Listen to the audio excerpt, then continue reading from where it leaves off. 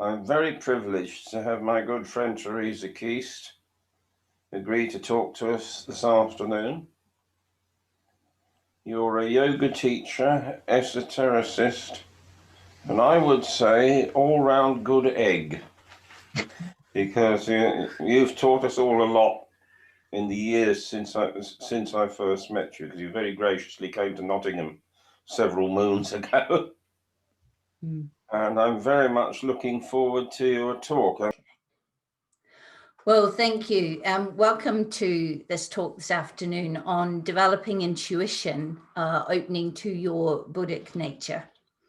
And it's a fascinating topic. I could talk for hours, so I'm going to do my best to fit it all into this time frame. And for this, I've got some slides that will help me to do that. So the first thing is, what is intuition and why do we need it? Why do we need to develop it? So if we look at the wise words of Einstein, he said the intuitive mind is a sacred gift and the rational mind is a faithful servant. We've created a society that honors the servant and has forgotten the gift. And he claims that all of his great ideas came to him in a flash, an illumination, a moment, complete. And then he went away and spent years using his logical mind, using mathematics to prove those ideas, those truths. So if we want to understand exactly what intuition is, because it's one of those things that we know what it is, but and words get tangled up with concepts like intuition. But I like this definition from Alice Bailey's Intellect to Intuition. It's a direct apprehension of truth, quite apart from the reasoning faculty or any process of intellection. So it's the emergence into the consciousness of some truth or beauty never sensed before. It is immediately recognized as infallibly true and arouses no questioning. And I think this gives us a real sense of what that feeling of intuition is, and especially the clarity, the completeness, and also your logical mind, your rational mind can try and analyze it and can try and refute it and come up with all sorts of reasons why it isn't true, but you know somewhere inside of you, it's just true. Whether you accept it, whether you understand it, it just is. And this is a capacity that, especially in the West, we struggle. Okay, we struggle to let go and trust that, because we live in a society where we've come to develop the intellectual mind, the logical lower mind. We've come to value it highly. And also we tend to be very affected. Our worldview is verified by science, and science likes to test things, to measure them, to analyze them, and then to come up with a truth. It doesn't really like things that just arrive unmeasurable as a truth, as a whole. Okay. So as children, we are naturally intuitive. It's built in, it's wired into our being, this sense of connecting with something quite apart from the reasoning, analyzing, logical mind. But like I said, our culture tends to value intellectual development over the use of the intuition as a guide, as a source of wisdom. And many civilizations before us have valued intuition much more highly. They might not have been as technologically advanced as us, but they have taken a development down the line of the intuitional. Many indigenous cultures, intuition is highly valued, and you will have ceremonies and rituals. In some cultures, women after the age of menopause, for example, are the wise women. They're the grandmothers, they're the matriarchs, who their counsel is sought for their capacity over years to tune into this intuitive sense of what is right and good and true and the best for the group. The the Aborigines use their dream time. The Native American Indians have a council where intuition is highly used. I know I read that the Finhorn organization in Scotland, when they have a major decision to make, they come into a circle group, but like the Quakers do, and they all go into a deep connection to their inner self, and each person speaks as something emerges, and they collect all this information, just as relevant as collecting information, pros and cons, and more concrete information to make a decision. So it is something that we are starting to value. When you connect with intuition, you're connecting with a universal mind. You're opening up and connecting with what you would call, science might call the field of consciousness, or the field. You're connecting to much more than your brain, your mind can work out. So it's something that comes from our Buddhic nature. And I just want to explain what I mean by our Buddhic nature. So this diagram is a diagram from Theosophy that many of you will recognize, although I have modified and added to it to present it in this way. So the concept that we have different aspects of ourselves. Obviously, they're not all separated out like this diagram, but I think we do very much recognize ourselves as a personality, this lower triangle, and that there is a higher aspect of ourselves, this upper triangle, and there's some kind of connection develops as we progress spiritually between these two. And this connection, we talk about the Antakarana, the rainbow bridge, where there's both a reaching up to the higher spiritual realms, the higher self within us, seeking guidance and knowledge, and a pouring downward of spiritual insights. And so really the intuition is working through this bridge as we open that rainbow bridge between the soul, the higher self, and the lower vehicle, the personality. That bridge becomes clearer, wider, open, more. We can increasingly pull down those spiritual wisdoms, that guidance, and we find that we seek, we take our energies up, especially in practices like meditation, maybe in our service work, we're seeking up into that higher realm for guidance, for wisdom, for understanding when we cannot find it in the world of the senses. So down here in the personality, we're in three-dimensional time. Life is about information and knowledge coming in through the senses. We have a lower mind, and we need our lower mind. We need our lower mind to operate in the world, to get us from A to B, to function as a citizen in this world.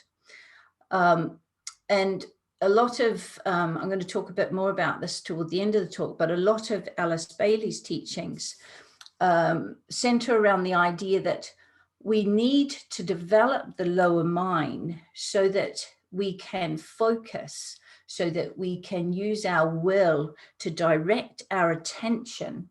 And that once we develop that capacity, we can use that capacity to reach up into connecting with especially the Buddhi, our Buddhic nature, with the higher mind, with the Atma, with this higher self. So the lower mind is definitely needed. Whether we overdevelop it, that is the question.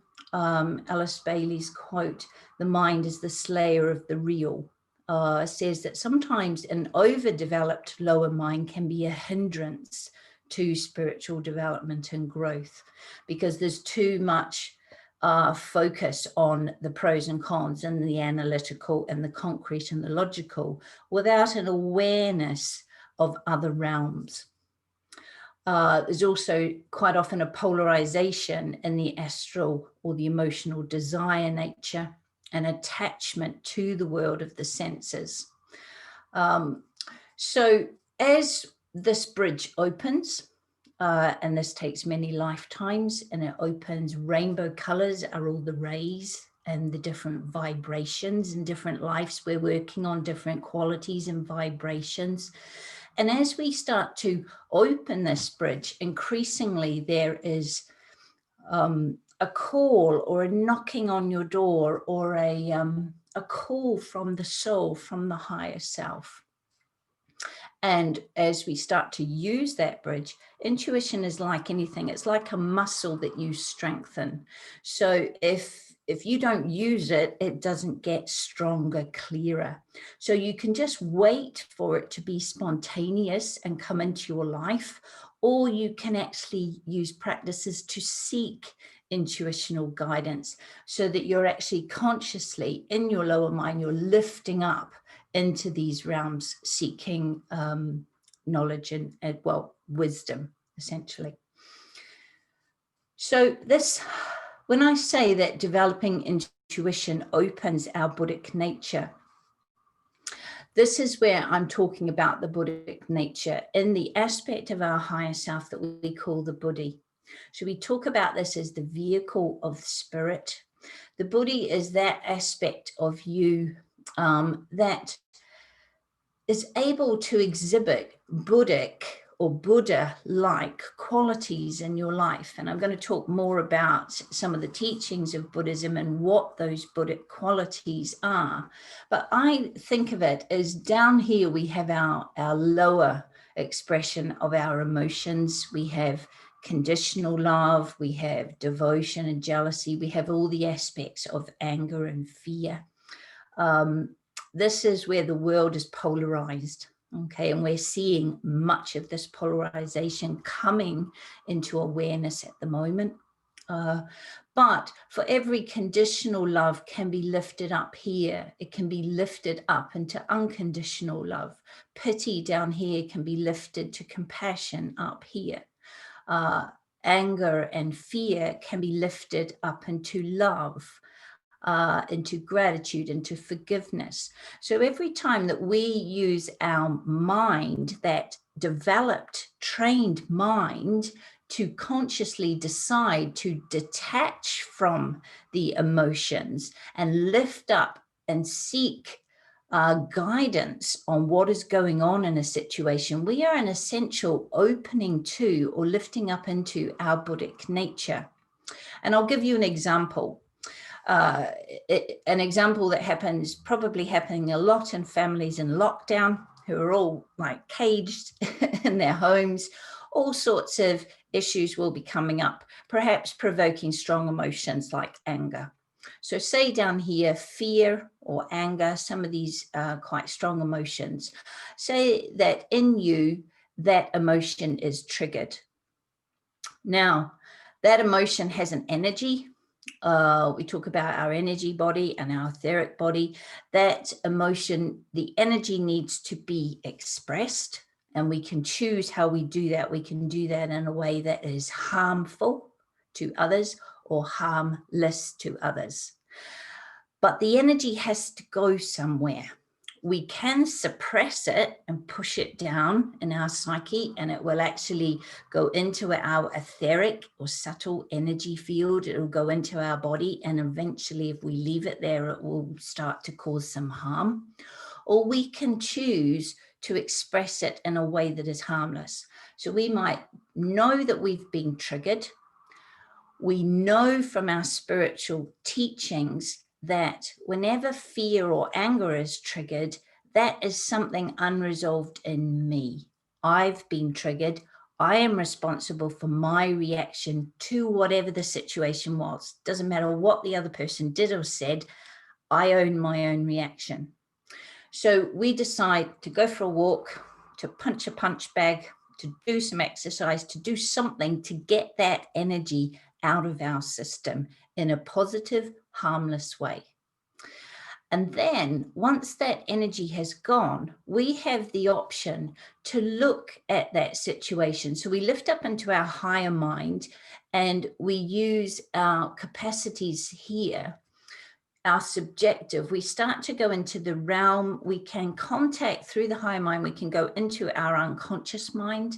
We can see patterns perhaps that were triggered. Oh yeah, I know why that annoyed me, because of this that happened in the past, because of this issue I have, because I just can't stand it when people do that, because. So we start, there's some self-analysis here, there's some greater self-awareness.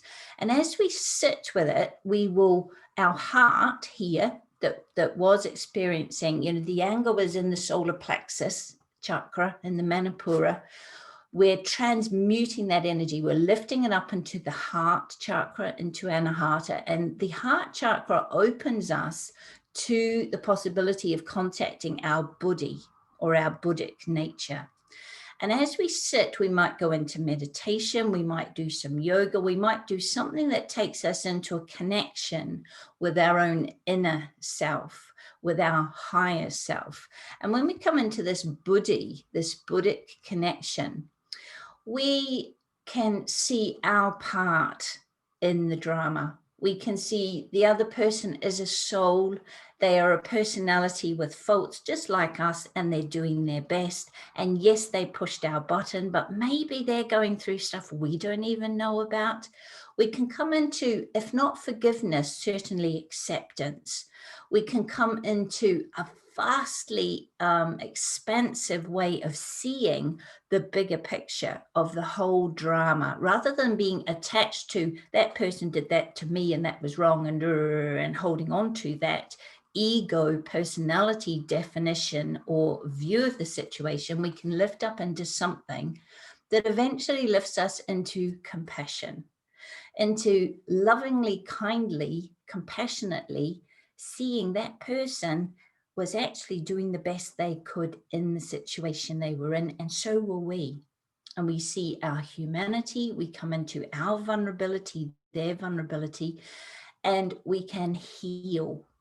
We can move forward, we can grow spiritually, and we've done all of this. We've resolved a conflict. We might go back and talk to them about it, and they may or may not be open to that. But the main thing is that that thing that was triggered in us is now resolved. It's now not something that needs healing. It's something that has changed. We have shifted our vibration. We have shifted our way of operating. The other person is responsible for their spiritual growth, for their reaction, for their behavior. They can choose to grow and develop or not. That's not our responsibility. And so can you see that by being open to the intuition, open to seeking guidance to life events in the material world, in the world of the senses, by seeking inner guidance, we can transform a situation. And we do this with detachment, because what I did when I was angry down here, I could have stayed attached to that emotion of anger. Instead, I used the power of my mind. And this is the power you develop through meditation, to lift up into my higher heart, my Buddhic nature. And the Buddhists call this thinking in the heart. And increasingly science is recognizing, you know, we have neurites in our heart that are, they're like the brain cells. Our heart is intelligent. Our heart, the heart muscle, as well as connection with the heart chakra, is intelligent. And it has this emotional intelligence of the higher Buddhi. So this is where we learn pure reason. Okay, we learn to love wisely, and wisdom applied lovingly through lifting, lifting. And every time we do that, we open this bridge. Okay, it gets easier. It becomes our natural way of dealing with a situation. And the beauty of it is, down here in the physical, we feel isolated and separate. Up here, when we lift up into our connection with our monadic spark, with spirit, with God, with all that is, we feel connected. We dealt with that situation in a way that didn't destroy the connection we have with that other person. So this is theosophy in action. This is using your understanding and knowledge of spiritual practices, of spiritual understanding. It's using it in a way that it's meant to be used to grow and to develop. And this is what the intuition is. It's the practical use of your spiritual knowledge. So just before I leave this diagram, which I may come back to, just for those, your higher mind, we split the mind here, although obviously your mind is, you're not going to split personality in your mind here, but we lift up into that higher mind whenever we study things of a more abstract nature, a more subjective, things that are symbolic. Whenever we whenever our conscience is sort of stimulated, I don't know that I acted from my highest good there. We lift up into this, and these are vehicles. This higher mind is a vehicle to the Buddhic heart, to the thinking in the heart, and the Buddhic heart is a vehicle to the connection with all that is, with spirit, with this connection that is unity, that we can experience briefly in meditation, and eventually when we become a fully realized, enlightened being, that connection will be ours always. And these relate to the chakras, and once this upper triangle, this higher self or this soul, once this lower personality vehicle is quite integrated, quite coordinated, so we do what we say, there's an integrity that the personality has. Increasingly, the soul energies come down and infuse that personality vehicle until eventually the personality, if you like, is no longer. Okay, the person becomes a soul-infused personality operating from these higher centers all the time, quite naturally.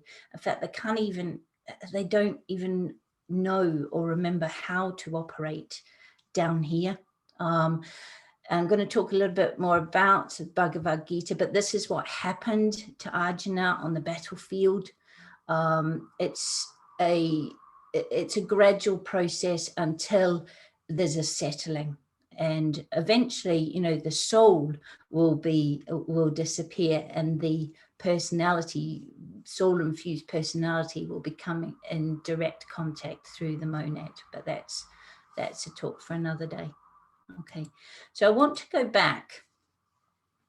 So when we operate from our Buddhic nature, naturally, by lifting up into that higher aspect of ourself, we will act harmlessly in our thoughts, in our intentions, and our actions.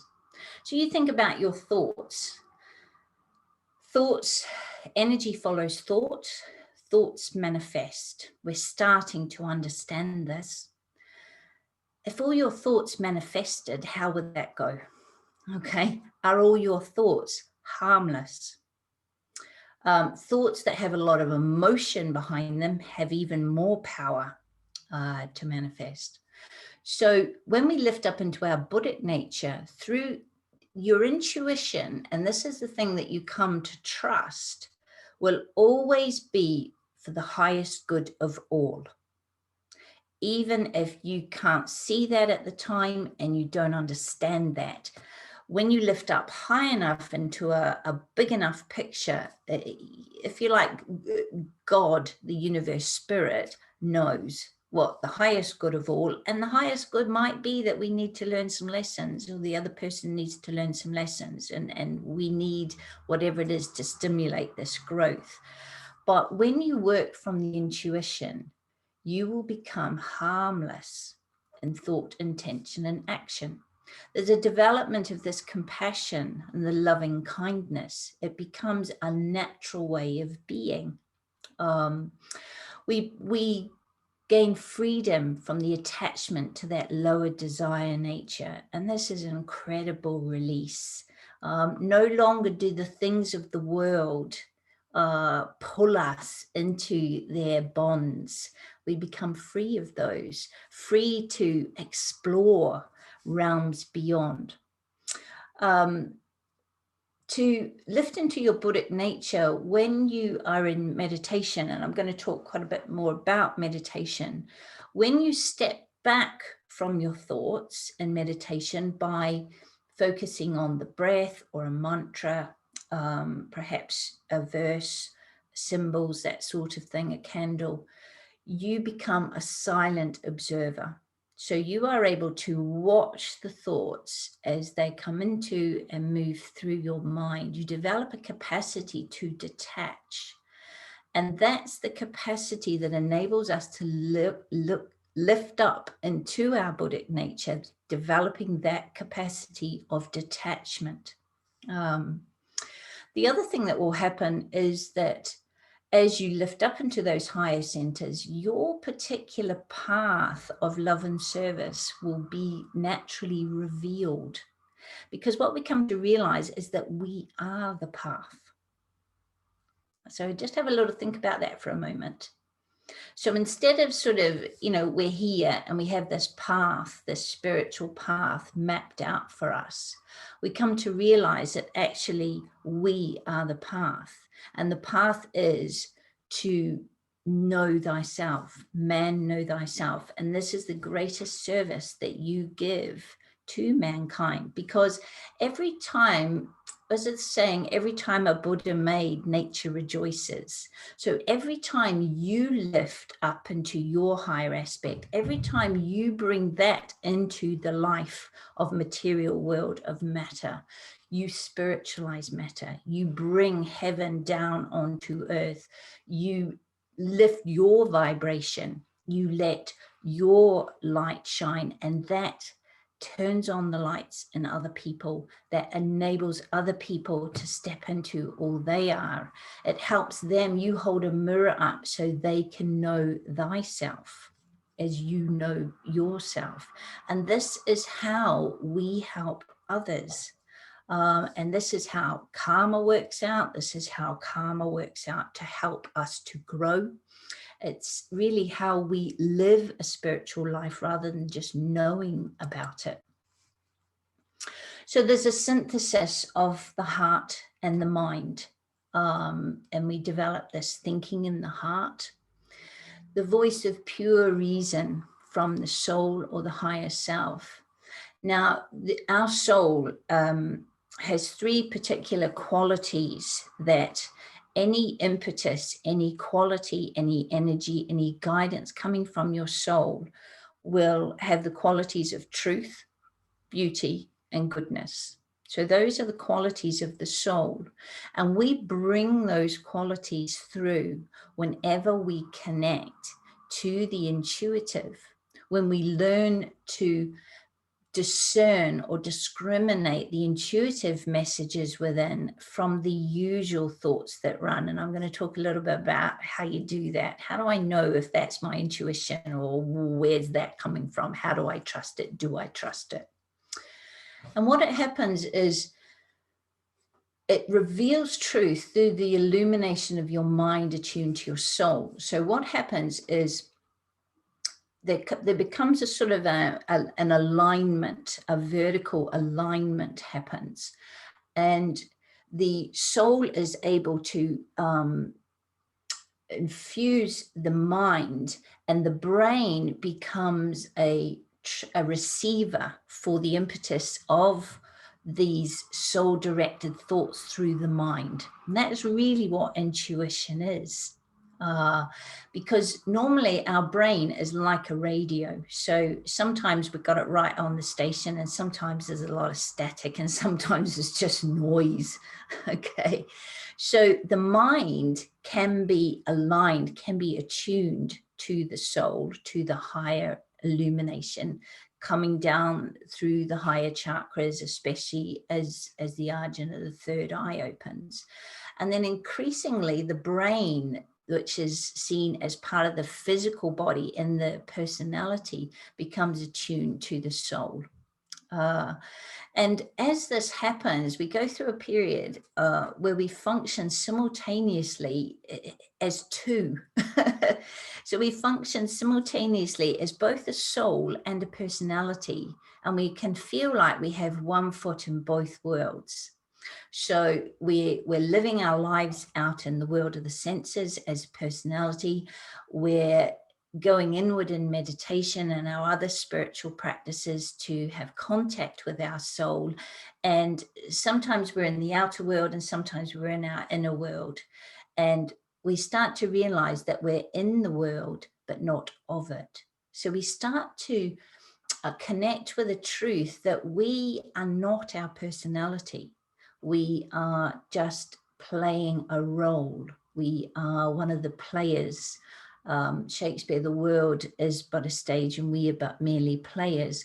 We start to, as we go inward and connect with what I would call our true self or our soul, our higher self, we start to realize that that is who we are.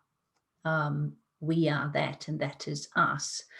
And we have to juggle a life. And this is probably where many of us are at the moment. We're increasingly bringing those intuitive messages from our soul, that light, that illumination through our personality out into the world. But there are times when we function as a soul and times where we very definitely function as a personality, quite out of touch with our soul. And we sort of move between the two. And it's quite a difficult, it's difficult to navigate. But eventually we come to function more and more as a soul, as that higher triangle moves down and we become that soul infused personality. And we renounce personality desires, so what we want in life, our dreams, our desires that came from our heart, our personality. We renounce those quite naturally for higher spiritual aspirations. And this is especially as the will develops. And the will develops through, sometimes life will chisel the will. Okay, it's like a stone. The will, sometimes life challenges need to chisel that will. Sometimes it will be meditation that chisels the will. But as the will becomes aligned, my will be thy will, as the will becomes aligned to that higher inspiration that is really coming through the soul from the monad, from spirit, from God, however you define the greater awareness. You could call it love, you could call it universal consciousness, whatever you call it. We renounce those personality desires and we lift up into what I would call spiritual aspirations. We feel a calling from our soul. And especially if we are in touch intuitively, we may start to get a feeling and a pull in a certain direction. This is my way of making a difference in the world. This is my call to service. It might be healing, it might be teaching, it might be just being a light in the world that shines so that others may see their light. And this, increasingly, people may find that they're on the path of the Bodhisattva. And this is a path recognized as someone who might even turn their back on much higher spiritual aspirations to come back and help those who are still making their way toward the top of the mountain. So the initiate that has reached the top of the mountain in the light supernal turns the back on that light and makes their way down the mountain to help other souls. And they make a commitment to do that until all souls reach the top of the mountain.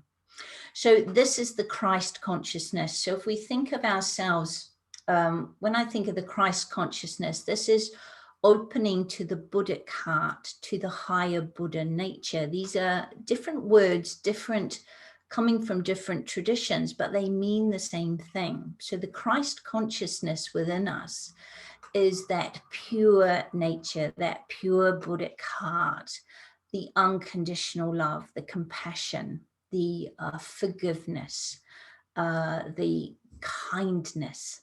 Okay, there's a joyfulness, and almost I think of the Dalai Lama when I think I know he's Buddhist, but I think of the Dalai Lama as someone who really exudes Christ consciousness.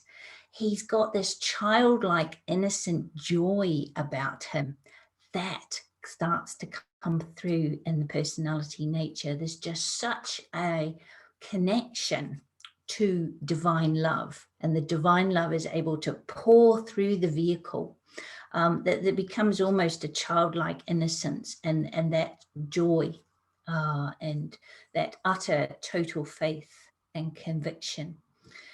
And so this spiritualizes matter. Okay, we are here to spiritualize matter.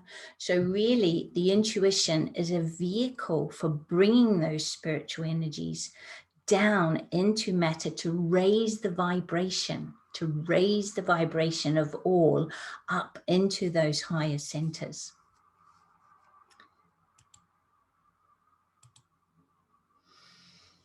So once this happens, the man, I love this quote, he regards himself no longer as a man controlled by his emotions, impelled by his energy and directed by his mind, but knows himself to be the self, thinking through the mind, feeling through the emotions, and acting consciously.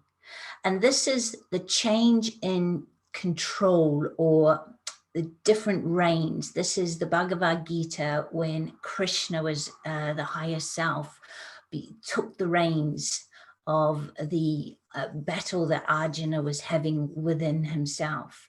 And this is where we learn, we know, and intuition is knowing.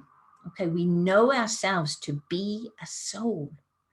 And we start to use our minds in the way they were designed. We start to really think. So rather than thoughts running through our minds and controlling our lives, we use our minds to think. And so many people don't use their minds to think. We've lost the capacity to use our mind like the tool that it is.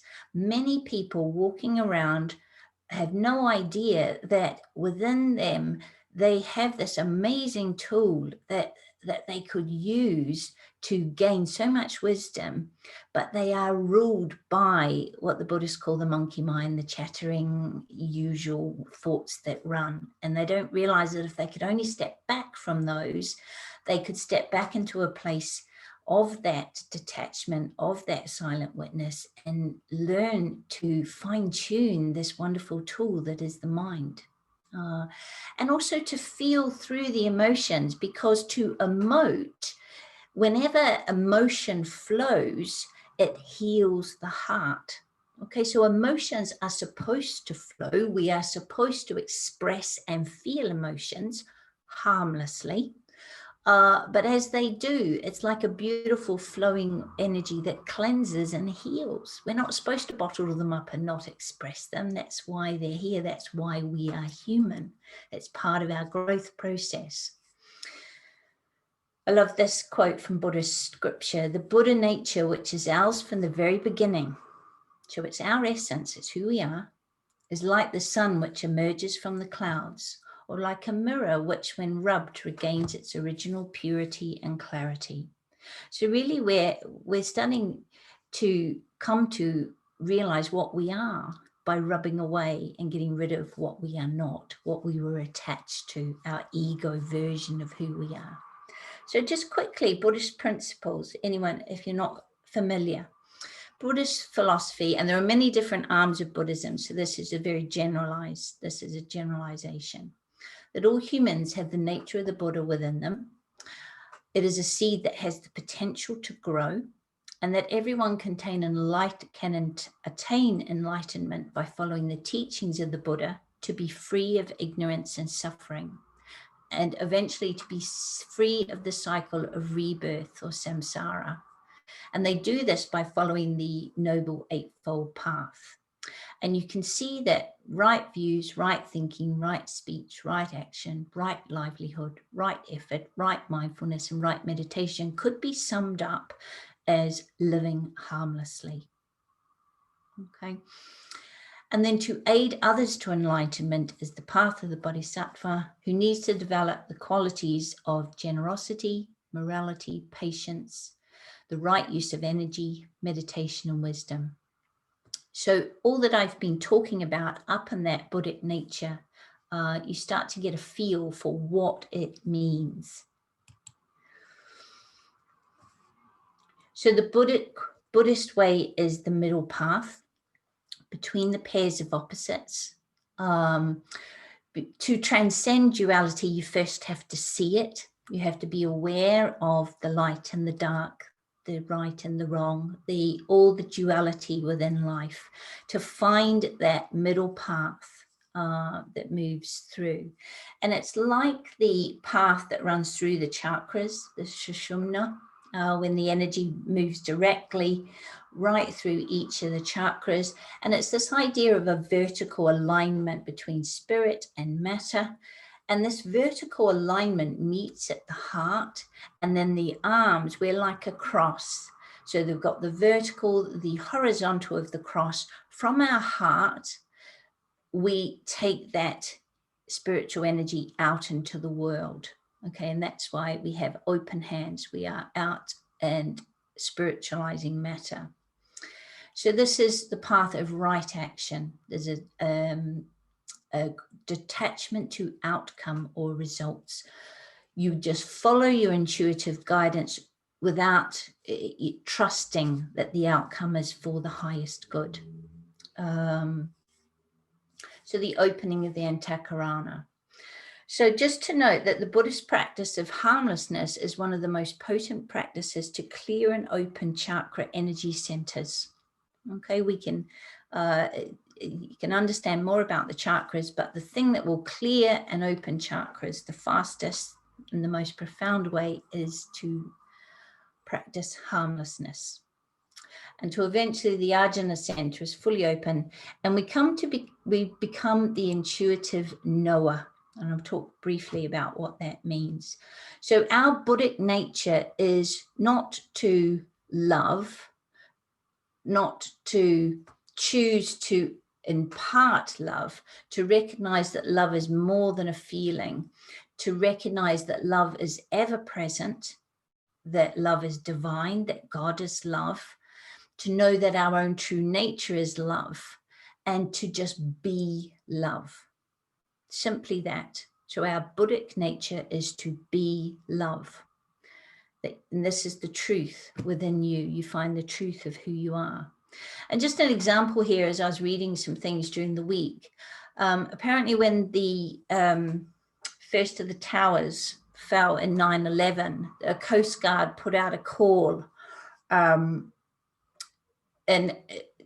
because they wanted to evacuate as quickly as possible all the people in the surrounding areas. So the Coast Guard just sent out this call, and quite quickly, I think it was 7, I can't remember how many boats, all the boats in the area, people just heard the call, got in their boat and moved toward the danger. Okay, so they didn't know what they were moving toward. They didn't know it was a terrorist attack. They didn't know what was going on. All they knew was that a call came and they answered that call. They intuitively just followed that call. Now, they evacuated 500,000 people really quickly. And one of the people that helped, he said, look, I didn't know what I was heading into. I just felt this deep call within me that I had to help. This is our nature. The same in the evacuation of the soldiers in Dunkirk, 300,000 British and Allied soldiers. Amongst, as well as the Navy, there were 700 small civilian boats that answered that same call, that were ferrying them to the bigger boats to save the lives of those soldiers. So these are just examples, and you'll know many examples of when people, you're not attached to the action, you're not thinking about whether this is right or wrong, you just do what is right at the time. How do we develop our intuition? Our intuition. We've got to create space in our life to listen to the voice of the soul. If we're just caught up in our life the whole time, there's no space. Okay, the monkey mind, there's no space in your mind, there's no space in your day. It needs to become part of your day, part of your ritual, part of your routine. And the soul really responds to it being a regular ritual. You know, the soul, as we lift up to that intuitive guidance, the soul infuses our etheric body with energy, and we become much more efficient in the world. Our mind is clear. We operate on a different level. So taking time, setting aside time for meditation, for contemplation, there's always time, because we become so much more effective and efficient when we follow these practices. So you've got to close your eyes to the senses to use your third eye, to go into contact the third eye. You've got to actually go from the outer world into the inner world. You can listen to your body's intuitive messages. And I could do a whole talk on how the soul often will speak through the body when it can't get your attention any other way. And sometimes pain and discomfort and things feeling out of balance and different dis-ease in the body and different illnesses are messages to help prompt us to make changes, to look at our life and what's out of balance. And, you know, it can be so literal. A pain in the neck, who's a pain in the neck? Something you can't stomach, what can't you stomach?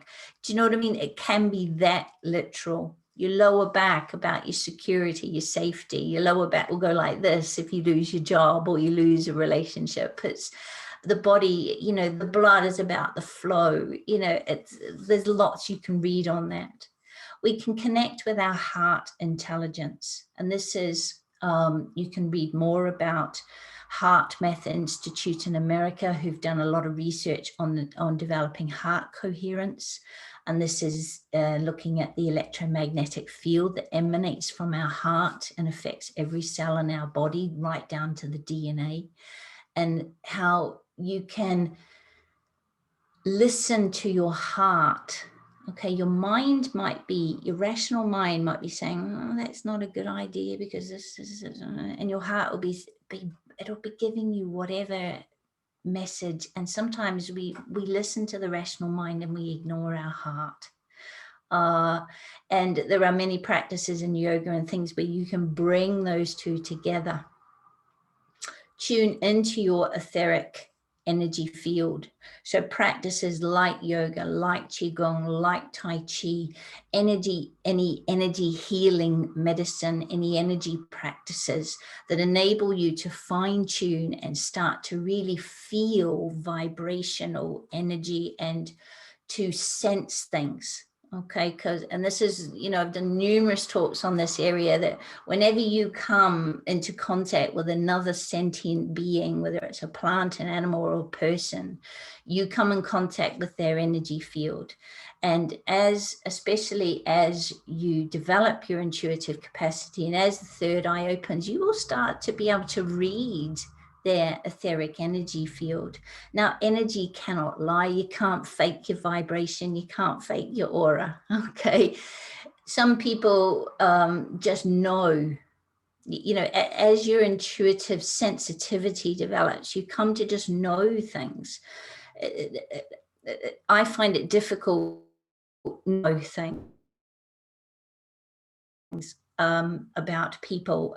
There's just a sense they have a flavor or a tune or whatever their major life issue just speaks volumes when I can't even describe.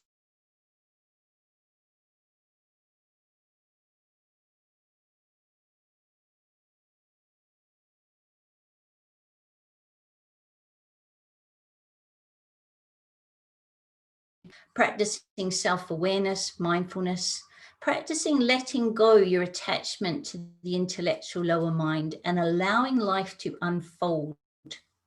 And this is sort of like going with the flow, allowing things to trusting in synchronicity, trusting in serendipity, just starting to just say, well, I don't know how and where this is going to happen. I just know somehow it is. To use 10,000 rooms, own intuition is there. You're just using those keys to open that door. To realize when you meditate, meditation is probably the most important practice to develop the intuition. And when you meditate, if you like, you connect with that indwelling divine. The Western occult path tends to be more through the mind to know God, to understand God, whereas the Eastern mystical path through the heart through the love of God. And these two need to come together. And this is partly the remit for the age of Aquarius, so that we learn to think in the heart and use both of those together.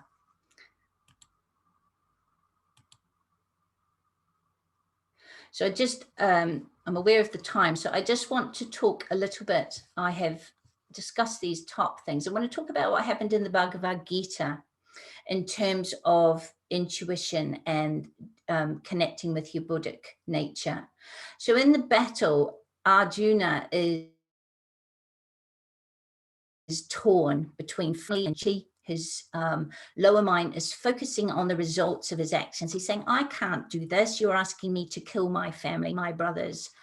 And then Krishna, his higher self, pure reason or intuition, the whole beautiful song Celestial is about the wisdom of Krishna, saying, you are not just this mortal body, you are more than this. You need to take action without attachment, and this will be right action performed as service. And it's through this conflict within Arjuna that he eventually comes the revelation of all that his higher self of Krishna is, and Krishna shows him his soul, and from that moment he becomes illuminated, and this is the teachings of the Bhagavad Gita.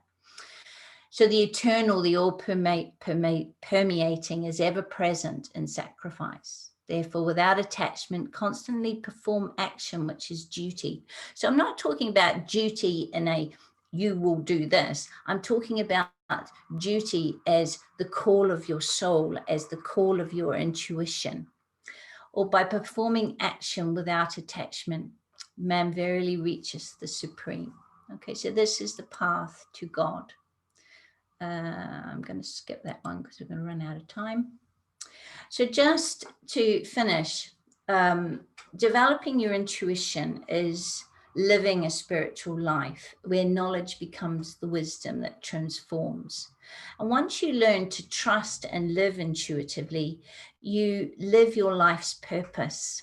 You can't do anything else, because my will be thy will. That's where it comes from. So it's tapping into something universal, something far beyond our small personality ego selves that we can even comprehend. We cannot comprehend the divine plan or understand all that is. But the intuition gives us the stepping stones. Each stepping stone arrives as we need to step onto it. And that's all that's required. But we've got to go and look for the stepping stones. This is the poem I want to finish with, because I think this sums it up. So I'll just let you read, or I'll read it actually.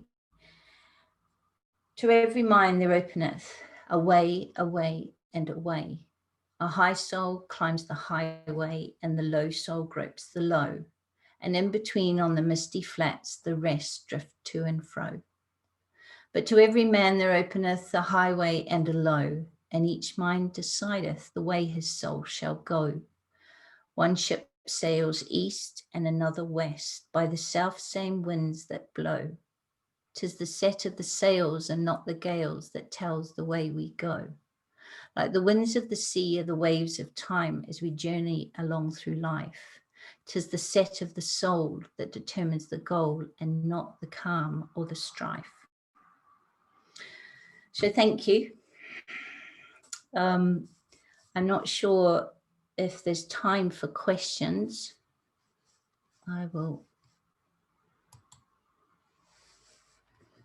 I'm happy to answer questions. I'm not sure what the timing is like, but if anyone wants to ask and unmute or put a question in the chat. What does this mean esoterically? Thank you, Vanessa, no problem. So does anyone have anything also they might want to add in terms of their understanding of intuition or their experience? I know one thing I didn't mention there, and that is a belief in our society that women are more intuitional than men. No, we are all equally able to contact and listen to and develop the intuition. It's just more acceptable in our society for women to operate from that mode than for men. But there's no, there is slightly the feminine, and that was the slide that I didn't go into. The feminine is to be open, to be receptive, to go inward and seek. It's the womb, the dark soil of the earth in which the seed is planted. The masculine is more to express, to do, to go out in the world. Both are required. Okay, so the feminine we receive and the masculine we give, and there is a beautiful flow. So I suppose in the terms of that women have stronger feminine traditionally, means that maybe it's easier to contact the intuition, but both sexes can develop the intuition equally. And increasingly, as men are sort of becoming in touch with their feminine, I think we're seeing that, and it's wonderful. We're seeing men who are operating from a place of the intuition. And I remember reading that when they looked at the top businessmen, and I think the FTSE 100 in the UK and the top business people around the world, and they interviewed them, they all admitted that they make business decisions on intuition. And if it comes down to facts versus intuition, they go with their gut. So it is something that is there, even if it's not recognized. Thank you. Great. Does anybody have any questions or any comments? No? I'm very sorry about the technological interruptions. If we were doing this intuitively, it wouldn't be a problem. I could just beam it all to you. The way that they do things. The Eastern school, as in yoga and Kundalini, always goes bottom up. It starts with the earth and lifts up. What the Western school does, it invokes the divine and tries to work top down. You got to do both. Yes, I know. I'm not denying that. But the Western school's insight is, if I've thought and made a thought form of the connection of the bridge, it's a bit easier to work with from the bottom up.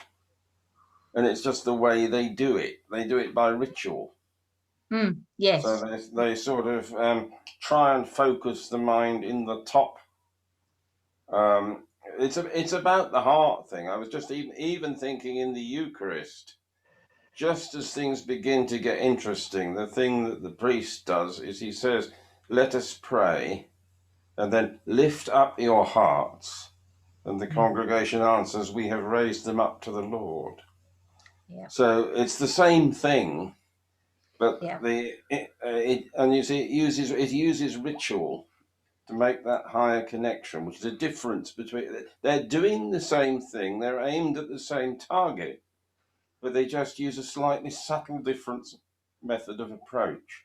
That's right, and that's why I tried to bring in, the Hindu Bhagavad Gita, the Buddhist, the Christ, it's all the same. It is all the same. It's just different ways of describing it in different words.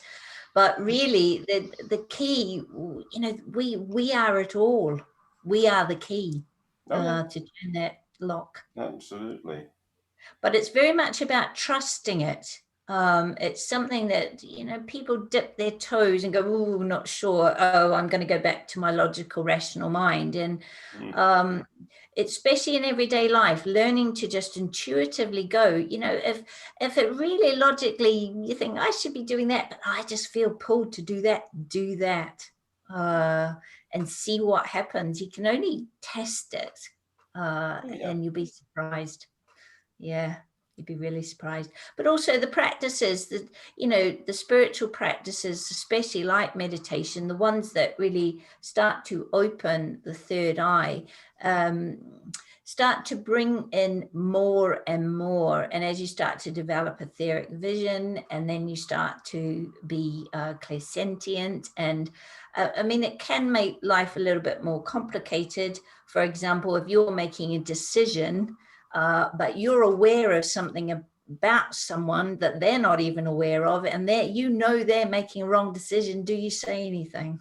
I have this with my kids all the time. And you've got to be guided by your higher self. And it might be that, no, you're messing with their karma and their lessons, and no, it's for them to realize. So you don't. Do you know what I mean? It's the tricky one, isn't it?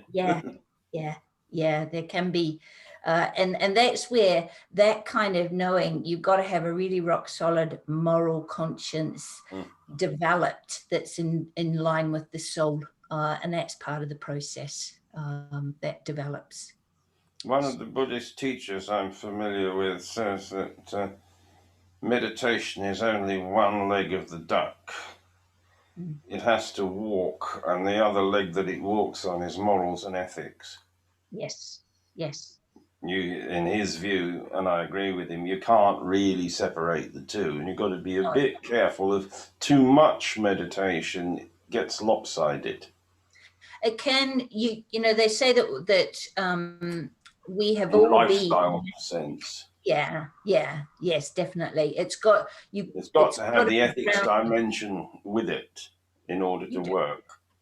You do. And remember, ethics is it's a connection to truth.